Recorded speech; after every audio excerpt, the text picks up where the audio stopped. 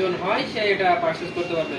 এটা নিয়ে আসলে ওয়ারি হওয়ার কিছু নাই। আমাদের যে টিম আছে তারা ১ বছর পরে তার যদি উইন্ডোজ প্রয়োজন হয় সে তখন যে উইন্ডোজটা পারচেজ করে এটার সাথে প্লাগ ইন প্লে করে তার ২টা অপারেটিং সিস্টেমকে চালু করে নিতে পারবে। তো আমরা যদি এখন এখান থেকে আবার অ্যান্ড্রয়েডে শিফট করি, জাস্ট আমি এখান থেকে চাপ দিলাম, এই যে হোমে ক্লিক করলে সাথে সাথে এটা উইন্ডোজে চলে আসবে, উইন্ডোজে শিফট করবে। দেন আমি আবার একটু দেখি উইন্ডোজে, আমি আবার যাই, উইন্ডোজে ক্লিক করলাম, আমরা উইন্ডোজে চলে গেলাম। উইন্ডোজে যাওয়ার পরে এখানে আমাদের যে ক্যামেরা আছে ক্যামেরাটা ওপেন করি।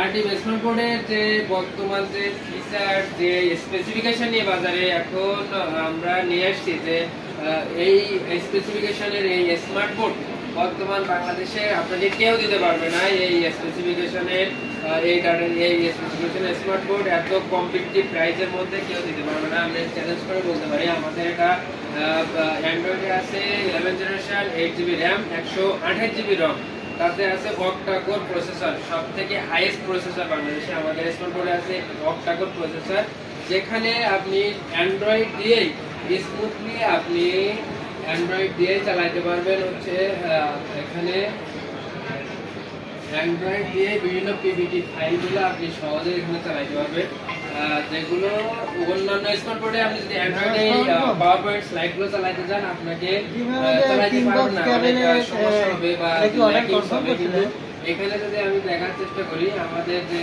পাওয়ার পয়েন্ট স্লাইডগুলো দেখেন কত ইজিলি এখানে জি জি জি জি কালকে কনফার্ম করছেন। আচ্ছা ঠিক আছে, পাঠান দেবো না।